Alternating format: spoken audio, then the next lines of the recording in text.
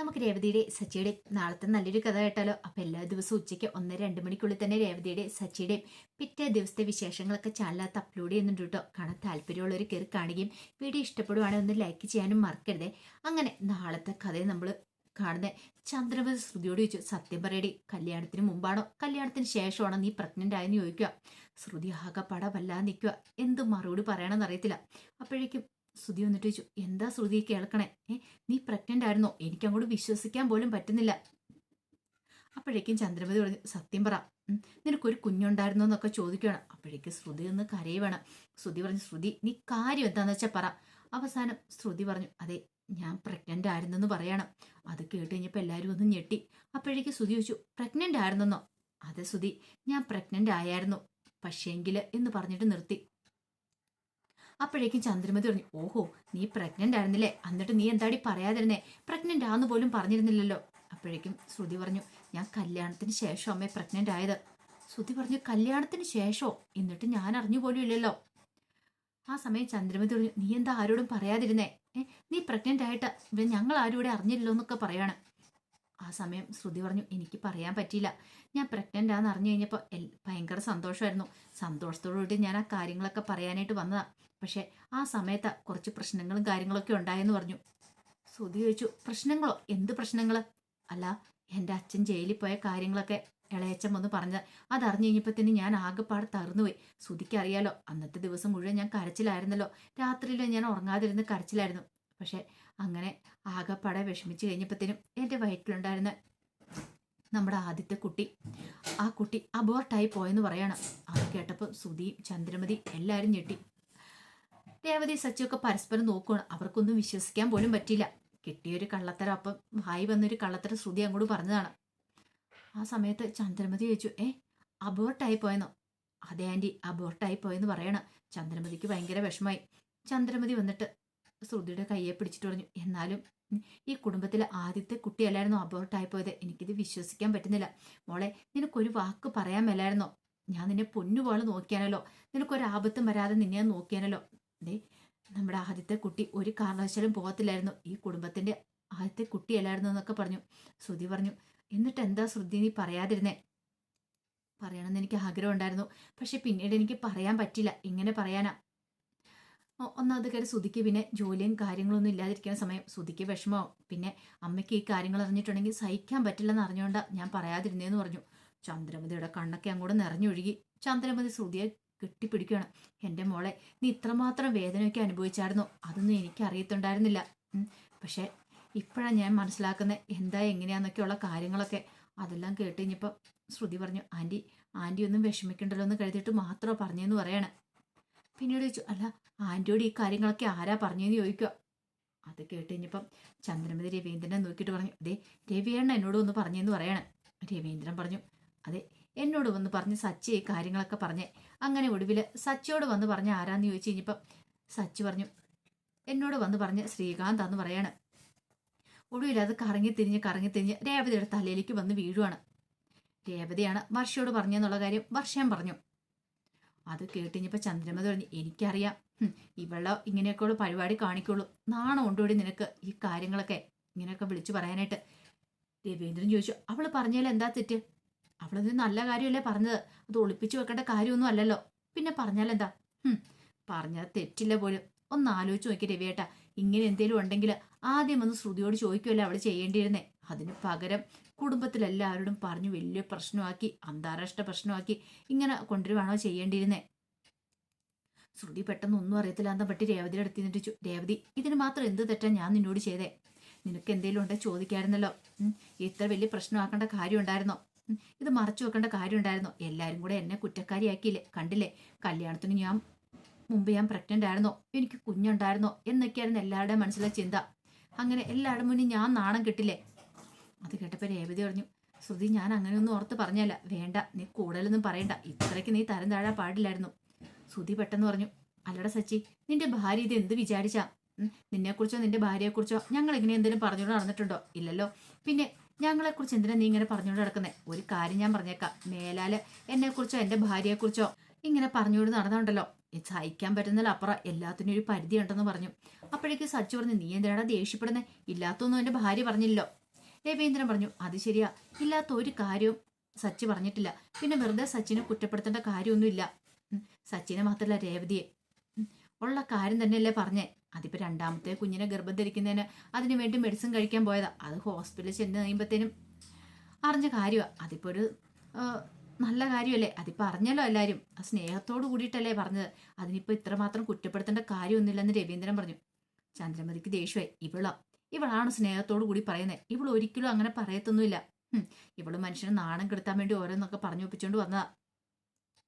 ഇനി മേലാൽ ഇങ്ങനെ എന്തേലും പറഞ്ഞു പരത്തിക്കൊണ്ട് നടന്നാണ്ടല്ലോ നീ വീടിന് വെളിയിലായിരിക്കും എന്നൊക്കെ പറഞ്ഞ് ചന്ദ്രമതി രേവതിയെ കുറ്റപ്പെടുത്തുവാണ്.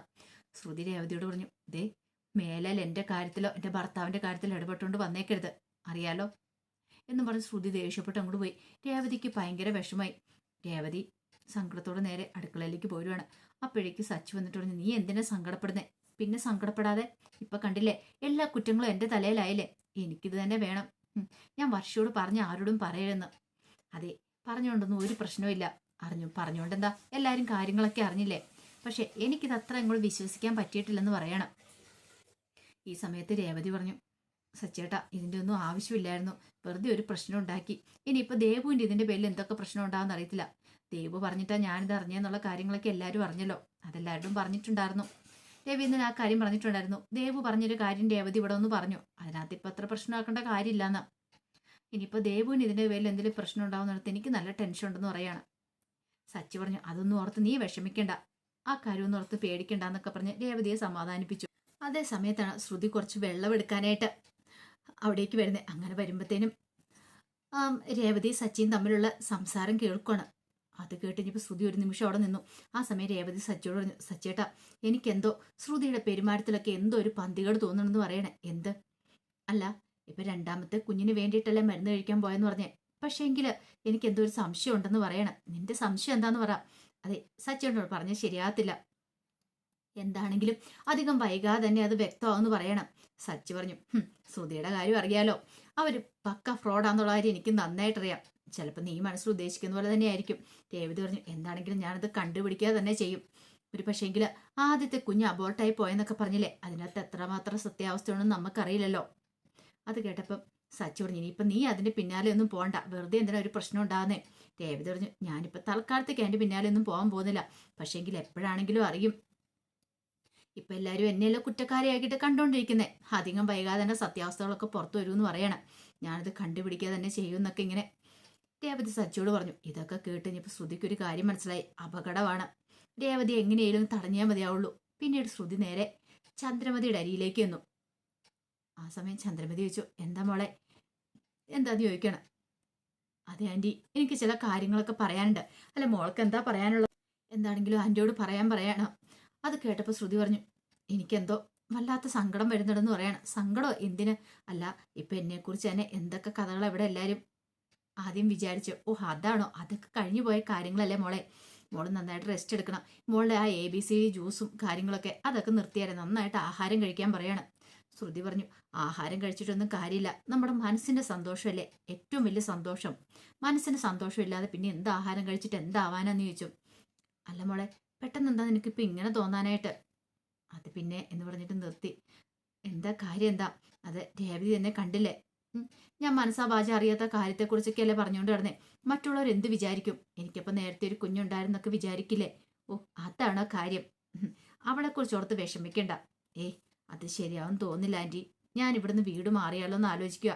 ഈ വീട്ടിൽ നിന്നാൽ ശരിയാകത്തില്ല. ഇനി ഇതുപോലുള്ള പ്രശ്നങ്ങളൊക്കെ ഉണ്ടാവും. പെട്ടെന്ന് ചന്ദ്രമതി ചോദിച്ചു, വീട് മാറാനാ? നീ എന്തൊക്കെയാ മോളെ പറയണേ? അതെ ആൻറ്റി, ഞാൻ നോക്കിയിട്ട് അതാ നല്ലതെന്ന് തോന്നുന്നുണ്ട്. ഞാൻ സുധിയും വേറെ വീടെടുത്ത് മാറി താമസിച്ചോളാം. അത് കേട്ടപ്പോൾ ചന്ദ്രമതി പറഞ്ഞു, വേണ്ട വേണ്ട. ചന്ദ്രമതിയുടെ വിചാരം പൊന്മുട്ടയിടുന്ന താറാവാ ശ്രുതി എന്നാ. അതോർത്ത ചന്ദ്രമതി പറയണേ. കോടീശ്വര പുത്രാന്നോർത്ത് പറയാ. അയ്യോ, അതൊന്നും വേണ്ട മോളെ. വേണമെങ്കിൽ അവളും അവനും പൊക്കോട്ടെ. രേവതി സച്ചിയും വീട് വിട്ട് പോയിക്കോട്ടെ. എന്നാലും കുഴപ്പമില്ല. മോള് പോകണ്ട കേട്ടോ. മോള് ഇവിടെ തന്നെ വേണം. ഞാൻ മരുമോളായിട്ടല്ല, മോളെ മകളായിട്ടല്ലേ കാണുന്നേ. മോൾ ഒരിടത്തേക്കും പോകണ്ടെന്ന് പറഞ്ഞു.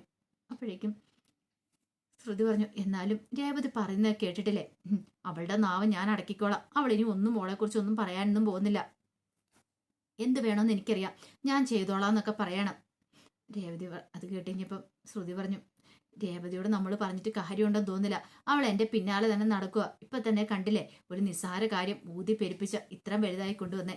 ആന്റിയൊന്നും വിഷമിക്കണ്ടെന്ന് കരുതിയ ഞാൻ ഈ കാര്യങ്ങളൊന്നും ആരോടും പറയാതിരുന്നേ. പക്ഷെ എന്നിട്ടോ ഇപ്പൊ എന്തായി എന്നൊക്കെ ചോദിക്കുകയാണ്. സാരമില്ല മോളെ, പോട്ടെ, മോളൊന്നും ഓർത്ത് വിഷമിക്കണ്ട. എനിക്ക് മനസ്സിലാവുന്നുണ്ട് മോളുടെ മനസ്സിലെ വിഷമം എന്താന്ന്. സങ്കടപ്പെടണ്ടെന്നൊക്കെ പറഞ്ഞിട്ട് ഭയങ്കരമായിട്ട് ശ്രുതിയെ ആശ്വസിപ്പിച്ച് പറഞ്ഞു വിട്ടു. പിന്നീട് ശ്രുതി നേരെ മുറിയിലേക്ക് വന്നിങ്ങനെ ആലോചിച്ചുകൊണ്ടിരിക്കുകയാണ്. അപ്പോഴേക്ക് ശ്രുതി വന്നിട്ട് ചോദിച്ചു, എന്താ ശ്രുതി, നീ എന്താ ഇങ്ങനെ ആലോചിക്കണമെന്ന് ചോദിച്ചു. അല്ല, ഞാൻ ഓരോന്നൊക്കെ ആലോചിക്കുമായിരുന്നു. എല്ലാവരുടെയും മുന്നിൽ വെച്ച് അമ്മ എന്നോട് ചോദിച്ച് കേട്ടില്ലായിരുന്നോ, ഞാൻ കല്യാണത്തിന് മുമ്പാണോ കല്യാണത്തിന് ശേഷമാണോ ഗർഭിണിയായെന്നൊക്കെ. അതൊക്കെ കേട്ടിട്ട് എനിക്ക് സഹിക്കാൻ പറ്റിയിരുന്ന് പറയണം. പെട്ടെന്ന് ശ്രുതി പറഞ്ഞു, അതൊന്നും ഓർത്ത് നീ വിഷമിക്കണ്ട. കാരണം അമ്മ അങ്ങനെ പറഞ്ഞതിന്റെ പിന്നിൽ വ്യക്തമായൊരു കാരണമുണ്ട്. ഈ രേവതിയൊക്കെ അങ്ങനെ പറഞ്ഞോണ്ടല്ലേ അമ്മയുടെ സ്ഥാനത്ത് ആരാണെങ്കിലും അങ്ങനെയൊക്കെ ചോദിച്ചു പോവും, സംശയിച്ചു പോവും. സത്യാവസ്ഥ ആദ്യം തന്നെ നീ പറയുമായിരുന്നെങ്കിൽ അത് പിന്നെ ശ്രുതി നിന്നെ ഒന്നും വിഷമിപ്പിക്കണ്ടല്ലോ എന്ന് കരുതിയിട്ടാ ഞാൻ അങ്ങനെയൊന്നും പറയാതിരുന്നേ. നിനക്ക് സങ്കടമായെന്ന് ചോദിച്ചു. ശ്രുതി പറഞ്ഞു, എനിക്ക് സങ്കടമായി, പക്ഷെ നമ്മുടെ ആദ്യത്തെ കുഞ്ഞു പോയല്ലോ, അതോർത്ത് എനിക്ക് നല്ല സങ്കടം ഉണ്ടെന്ന് പറയണം. എന്നാലും ഒരു കാര്യം ചെയ്യാം, ഇനിയിപ്പോൾ അതേക്കുറിച്ചൊന്നും ഓർത്ത് നീ വിഷമിക്കണ്ടെന്ന് പറയണം. അപ്പോഴേക്ക് ശ്രുതി പറഞ്ഞു, നമുക്ക് വീട് മാറിയാലോ എന്ന് ചോദിച്ചു. വീട് മാറാനായിട്ടാ? അതെ, നമുക്ക് വേറൊരു വീടെടുത്ത് പോയി താമസിക്കാന്ന് പറഞ്ഞു. ശ്രുതി പറഞ്ഞു, അതെങ്ങനെ ശരിയാവും? അമ്മയുടെ കാര്യം ഒന്ന് ഓർത്തു വെക്കേ. അമ്മയ്ക്ക് ഞാനില്ലാതെ ഇവിടെ പറ്റില്ല. അമ്മയ്ക്ക് ഞാനെന്ന് വെച്ചാൽ അത്ര ജീവന. അതുപോലെ തന്നെ അമ്മ എനിക്കും കാര്യമാണ്. അപ്പൊ അങ്ങനെ ഒരു സാഹചര്യത്തിൽ എനിക്കും അമ്മയ്ക്കും പിരിഞ്ഞു കഴിയാനൊന്നും പറ്റില്ല. അപ്പൊ നീ ഒന്ന് അഡ്ജസ്റ്റ് ചെയ്യ് ശ്രുതി. ആ സമയം ശ്രുതി പറഞ്ഞു, രേവതി സച്ചിൻ കാരണം ഈ പ്രശ്നങ്ങളെല്ലാം വീട്ടിലുണ്ടായിക്കൊണ്ടിരിക്കണേ. ശ്രുതി പറഞ്ഞു, ഇനി അവര് കാരണം ഒരു പ്രശ്നം ഉണ്ടാകത്തില്ല, നീ ധൈര്യമായിട്ടിരിക്കുക, നീ പേടിക്കേണ്ട കാര്യമൊന്നുമില്ല. നമ്മുടെ ശ്രുതിയെ സമാധാനിപ്പിച്ചു. എന്നിട്ട് പറഞ്ഞു, അതെ, ഇപ്പൊ എനിക്കൊരു സന്തോഷം ഉണ്ടെന്ന് പറയാം. അതെന്താ? അല്ല, ഞാനൊരു അച്ഛനായല്ലോ, ഞാൻ അച്ഛനാണെന്ന് തെളിയിച്ചല്ലോ, അതെനിക്ക് സന്തോഷമുള്ള ഒരു കാര്യം തന്നെയല്ലേ എന്ന് ചോദിക്കുകയാണ്. അത് കേട്ട് കഴിഞ്ഞപ്പോൾ ഒരു ഞെട്ടലോട് കൂടിയിട്ട് ശ്രുതിയെ നോക്കുകയാണ്. ശ്രുതിയുടെ വിചാരം തൻ്റെ കുഞ്ഞാണ് ആദ്യം അവളുടെ വയറ്റിലുണ്ടായെന്ന. പക്ഷെ അതല്ലെന്നുള്ള സത്യാവസ്ഥ ശ്രുതിക്കല്ലേ അറിയത്തുള്ളൂ. അത് കേട്ട് കഴിഞ്ഞപ്പോഴത്തേന് എന്ത് ചെയ്യണമെന്ന് അറിയില്ലാതെ ശ്രുതി ഇങ്ങനെ വല്ലാത്തൊരവസ്ഥയിൽ നിൽക്കുക. അപ്പോൾ അതിൻ്റെ വിശേഷങ്ങളൊക്കെ നാളെ കാണാൻ പോകുന്നത്. ആ വിശേഷങ്ങൾക്കായി നമുക്ക് എല്ലാവർക്കും കാത്തിരിക്കാം കേട്ടോ. ഒരിക്കൽ കൂടി എല്ലാവർക്കും ശുഭദിനം നേർന്നുകൊണ്ട് നിർത്തുന്നു. നന്ദി.